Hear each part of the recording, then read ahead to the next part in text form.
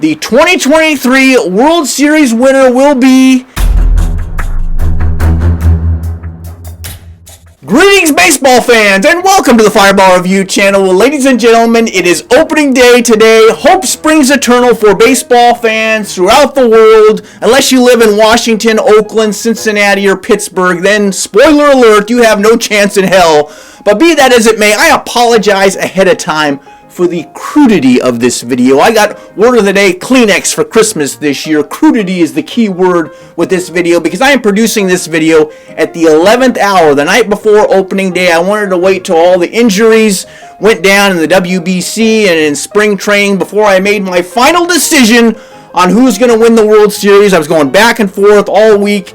I finally made my decision, so let's see how many fan bases we can piss off over the next 10 minutes. So starting off in the American League East, how the mighty have fallen, because the Boston Red Sox have been the class of Major League Baseball over the past 20-25 years. They have won the most World Series championships in that time period, but I think they're in for another last place season, and if it's any consolation, Red Sox fans, you are the best last place team in Major League Baseball. However, if the Baltimore Orioles falter and they have sort of a sophomore slump with some of their players and they come back to the pack a little bit, maybe the Red Sox can finish in 4th place. I don't think it's going to happen. Speaking of the O's, if the owner of the Baltimore Orioles opens up his wallet, there's probably a lot of cobwebs in there. He spends some money at the trade deadline and takes on some contracts, adds some veterans to go with those rookie players.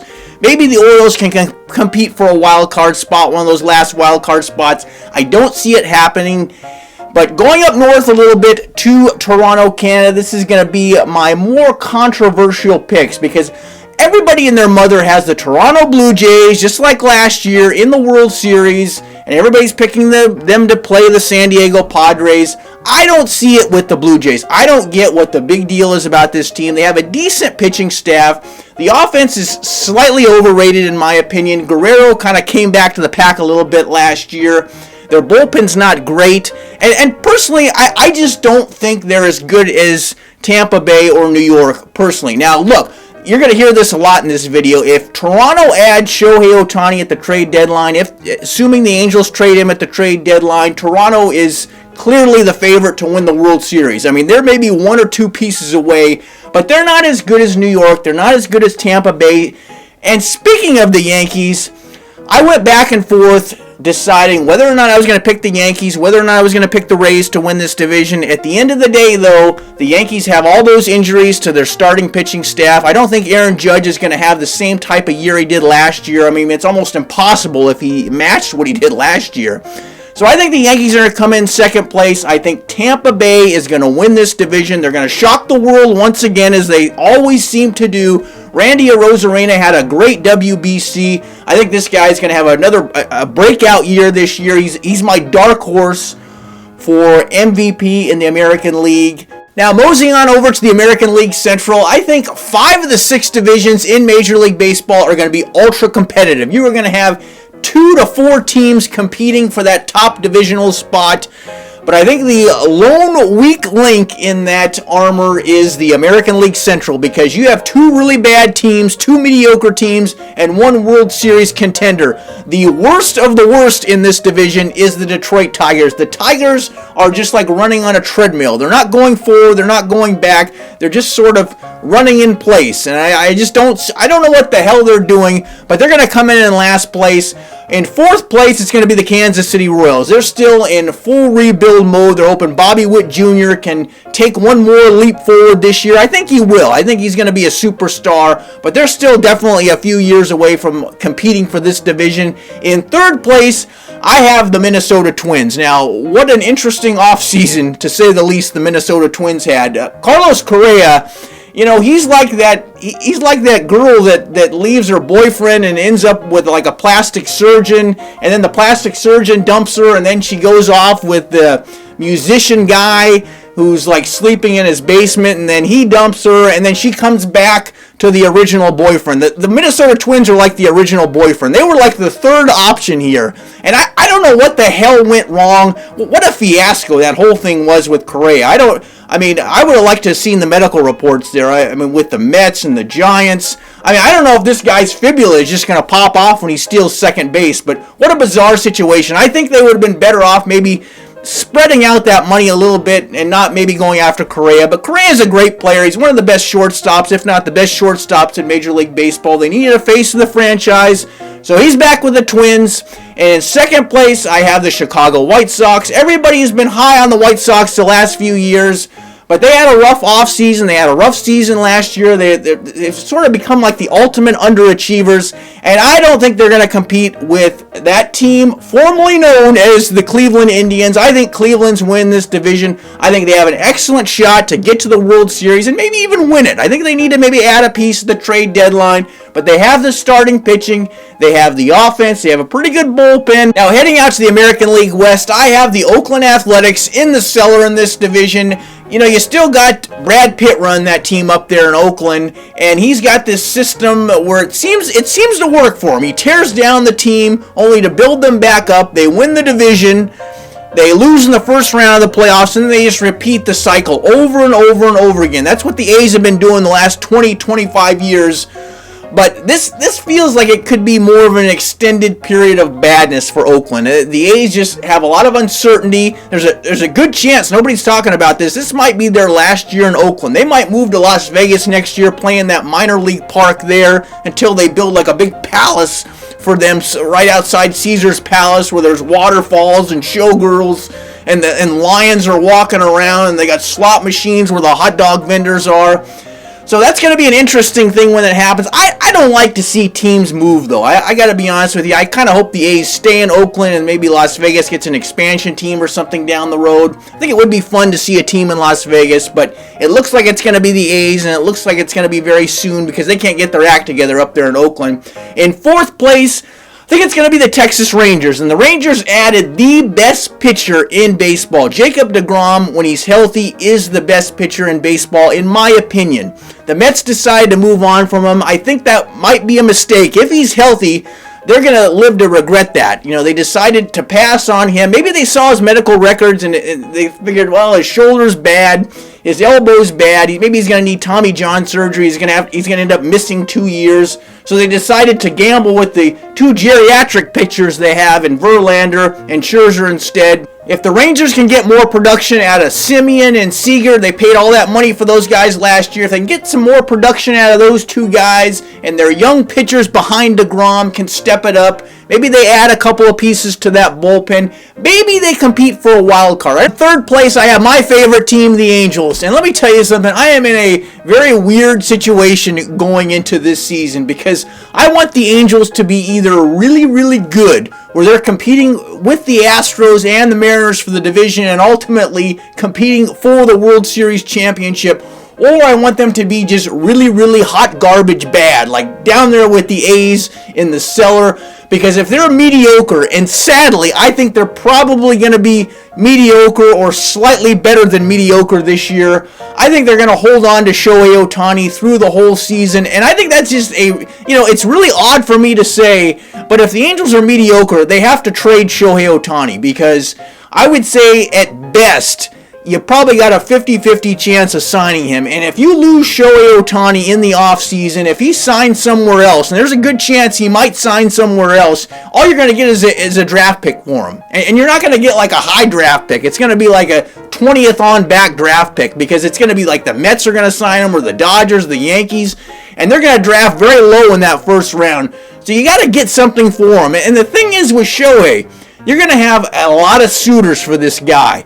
And it's not just going to be the usual suspects. It's not going to be the Dodgers and the Mets and the Yankees trying to get this guy. You're going to have a handful of teams that are going to just want to rent him out for the rest of the season. Teams like the Brewers and maybe the Mariners and the Blue Jays and the Braves that have no chance of signing him in the offseason, but just want to rent him out, and they just want to go all out for that World Series this year, and maybe they're willing to give up their top prospect to get him. That's what the Angels need to do. But be that as it may, going into this season, the Angels have actually a good starting rotation with Ohtani and Sandoval. Ohtani might win the Cy Young this year, assuming he stays around the whole season. They got a great offense. The big question is, can everyone stay healthy? And what about the bullpen? Because the bullpen scares the living hell out of me. And I guess the one positive of this whole thing is if you have one weak spot on your team, you want it to be the bullpen, because bullpens are so volatile in Major League Baseball these days. One year you can have the best bullpen in baseball, the next year you can have the worst bullpen in baseball. But the Angels don't look very good in the bullpen, and it scares the living hell out of me. You know, I think the Angels, they might be a wild card team, but that might actually be a bad thing for them. Now I went back and forth between the Mariners and America's team, the Houston Astros, on who would win this division. I ultimately settled with Seattle finishing in second place, but let me tell you something, folks. Seattle showed me something in the playoffs last year. I thought they played the Astros tougher than anybody in the entire tournament. They could have won all three of those games, and probably should have won Game 1 and probably should have won Game 3 at home, that marathon 16-inning game that they had against the Astros last season. They are going to fight tooth and nail for this division. I think they're going to come up short on the last weekend of the season. The Astros have come back to the pack a little bit. Verlander's gone. They're going to miss him over 162 games. They're not running away with the division this year, but I think ultimately experience wins out. The Mariners finish in second. America's team, the Astros, coming in first. Now, moving on over to the National League, and in the toughest division in all of Major League Baseball, the National League East. Look, we live in very divisive times in 2023, ladies and gentlemen, but I think we can all agree that the Washington Nationals will definitely finish in last place in this division. In fact, I would bet vital parts of my anatomy on the fact on this one. I mean, one team in this division would basically have to come down with mono and would have to forfeit the rest of the season in order for the Nationals not to finish in last place. In fourth place, and this one kills me. It kills me to put this team in fourth place because I want so badly. I think people are underrating this team so much. I think the Miami Marlins are going to finish in fourth place. But, you know, if they had an owner, if they had a group of people running that team that would bring in some veteran leadership to go with some of those young pitchers they have, and to help Jazz out there, who's probably one of the most exciting players in Major League Baseball today, that team could be a wild card team. I totally believe in this team. I want so badly to pick them as one of the wild card spot teams, but I just don't think it's going to happen. In third place, I know everyone in Philadelphia says I'm going to be disrespecting the Phillies, because I've seen a lot of people disrespecting the Phillies and picking them in third place. But the thing is with the Phillies, people forget this. They finished a distant third place last year behind the Mets and behind the Braves, and I just don't think they have the pitching to withstand a 162-game season against both of those teams. Those teams have much better pitching than the Phillies. Offensively, the Phillies are just as good, and they've added Trey Turner. This dude's he's like a Swiss Army knife. He just does everything. He's one of the most incredible players I've ever seen in Major League Baseball history. So I think the Phillies are going to come in third place, though, unfortunately. Coming in second place, I have the New York Mets, and I didn't know what the hell to do with the New York Mets. That's a team that just perplexes me a little bit, because they lost Edwin Diaz during the World Baseball Classic during that celebration. That just gave me flashbacks as an Angels fan to when Kendry Morales broke his ankle on a home run celebration when he landed on home plate. It just gave me flashbacks. It was a very distressing situation for me. But Mets fans are finally excited. They have this guy that spends money like Elon Musk spends money on his rocket ships on players. And this happens. He goes down. But the Mets scare me a little bit. They just frighten me a little bit, because they are relying on two guys that are over 40 years old at the top of that rotation. They gave these guys all this money, and they're just hoping that these guys can continue to hang on for a couple more years and be the aces that they've been. And if these guys falter and they finally start getting old, the Mets could be in trouble. They could end up finishing in fourth place, or they could end up winning the division if Verlander repeats what he's done the last few years. But Scherzer is kind of weird, because he's had two very good seasons, but he's tailed off towards the end of the season, which is a little bit alarming for me. They probably need to monitor his innings a little bit. Be that as it may, the Mets still have a world of talent. They have the best owner in Major League Baseball, the best owner in sports, in Steve Cohen. This guy will go out at the trade deadline. He'll get the players he needs to get this team to a World Series. I love Buck Showalter. He's my favorite manager. They come in second. But winning this division is the Atlanta Braves. The Braves are just so solid in every category that they don't have the best pitching in baseball, but they're probably like second or third. They don't have the best offense in baseball, but they're probably like second, third, fourth, somewhere in there. They don't have the best bullpen, but again, they're like second, third, or fourth. They don't have any weak areas. Now, heading over to the National League Central, this is a two-horse race if you ask me, but the two dogs of this division, and I take no pleasure in saying that whatsoever, because these are two of the most historically significant teams in Major League Baseball. I'm speaking, of course, of the Pittsburgh Pirates and the Cincinnati Reds. They are going to finish in 5th place and in 4th place, respectively. It's just a sad situation. The Pirates have such a rich history. They got a great stadium. But, the owner he doesn't spend any money. And I'm not even saying you got to spend money, but you got to figure out a way to do better than what you're doing. I mean, the Tampa Bay Rays compete. The Oakland A's compete. Why can't the Pirates compete? Come on, get the right people in there. If you're not going to spend money, at least draft well, draft smart. The fans, the Pirate fans deserve better. This is a sad situation. In Cincinnati, it's not a hell of a lot better. The owner comes out and says, well, maybe we have an outside shot at 500. I mean, who's going to want to go to those games when the owner gets on the air and says something like that?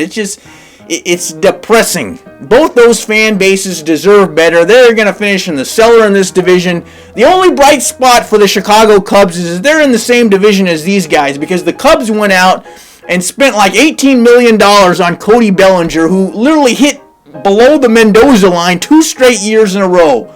We all went into the wrong business. We should have become Major League Baseball players. It's very sad when I think about it. Coming in second place, again, a little bit of a controversial choice, but I'm going with the St. Louis Cardinals. I think the Cardinals obviously have a great offense. Their pitching just scares me a little bit. The starting pitching, I don't think it's as good as the Milwaukee Brewers. And the Brewers totally screwed me last year, ladies and gentlemen. I picked this team to not only win this division last year, just like I am this year, but I picked this team to win the World Series, and that didn't go well. Let's just say that didn't go well, because these guys didn't even make the playoffs. I think they're going to bounce back this year, though. I think that starting rotation is going to come through. I think they're going to add a bat at the trade deadline. They hit with some power last year, which was good. But I think they're going to overtake the Cardinals, and they're going to win this division. Moving on to our final division, the National League West. And the NL West is like mathematics, okay? You got the Dodgers over here excelling at calculus. You have the Padres and the Giants doing their long division. And then you have the Diamondbacks and the Rockies stuck on their addition and subtraction tables. But that might be changing this year. The Padres might be graduating to calculus, and maybe the Diamondbacks are going to start in on their multiplication tables this year. But the Rockies are still going to be a hot mess. I don't know. I'm not near intelligent enough to figure out what's wrong with the Rockies. They need to resurrect Albert Einstein from the dead to figure out how this team can win in the future. I don't envy Bud Black. I don't envy that GM. I don't know if they got to move to another stadium. I don't know if they have to move to another city or another planet.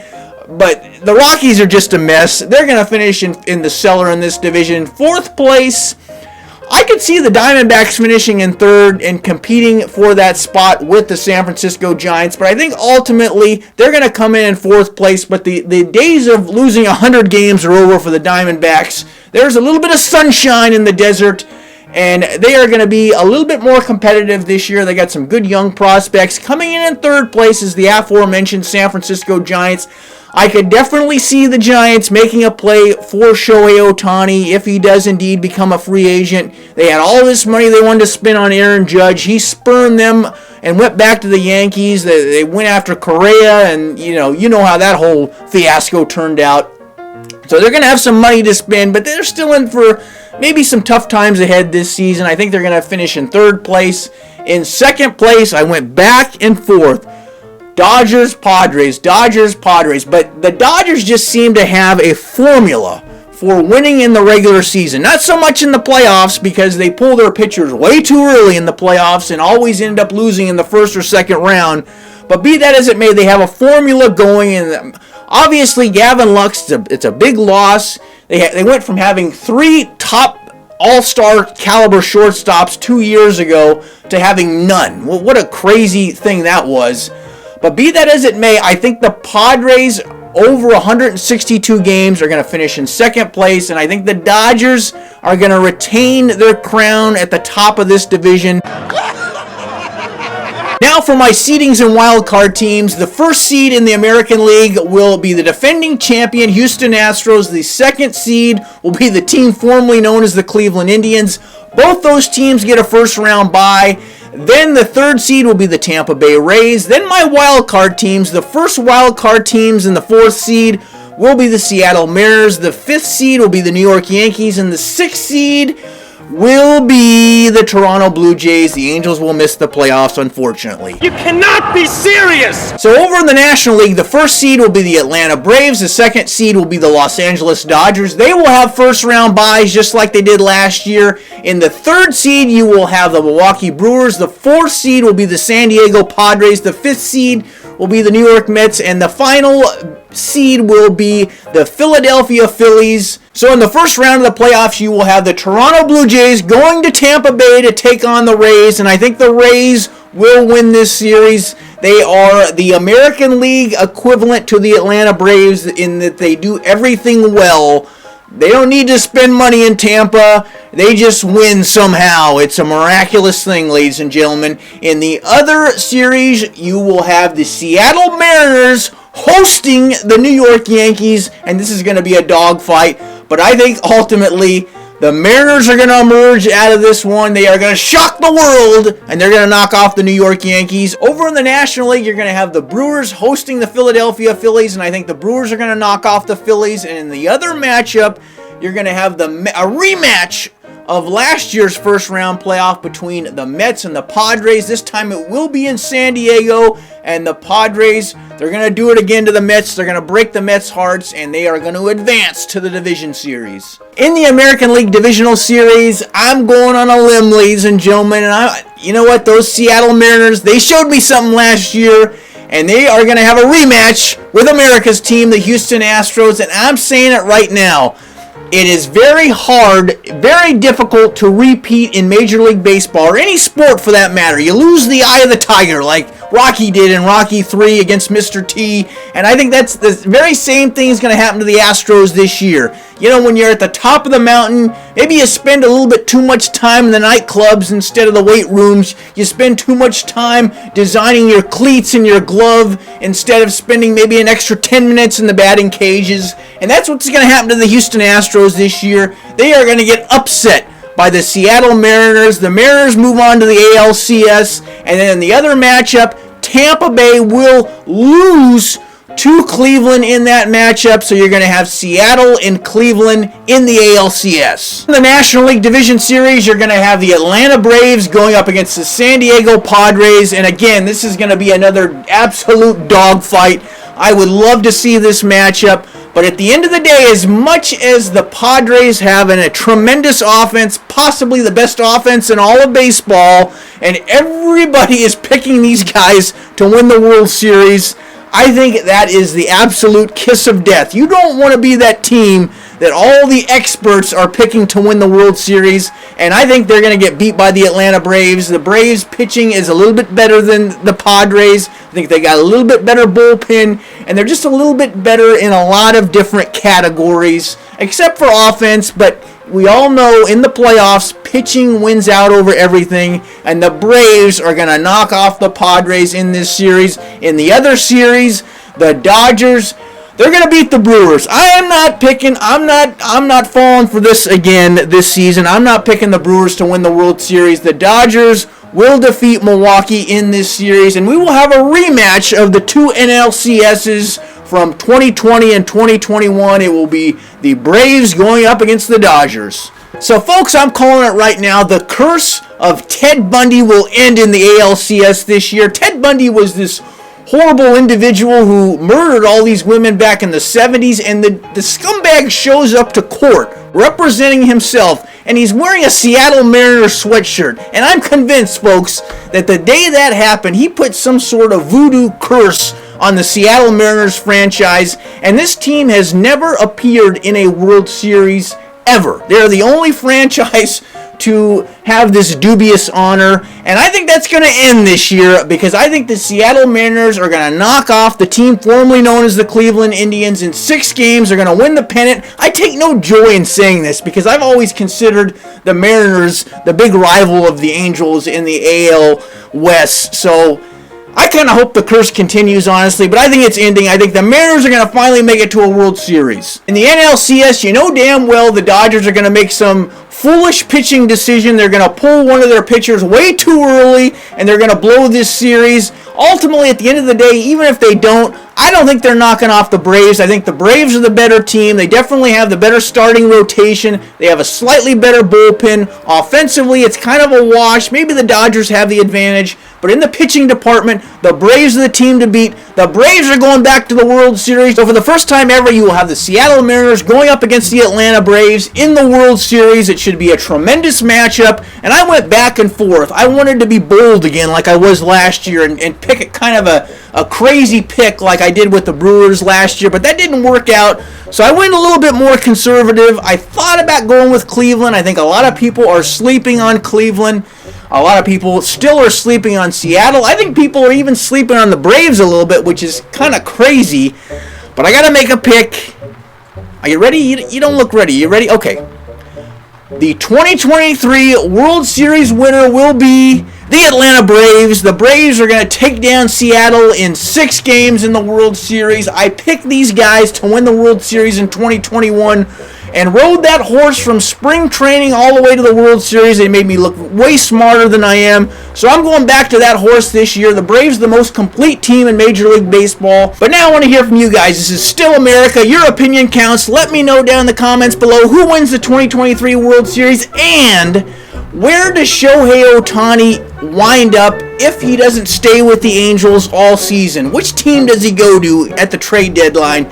Let me know down in the comments below. And as always, hit that dislike button if you didn't like this video. Otherwise, see you next time. Happy opening day.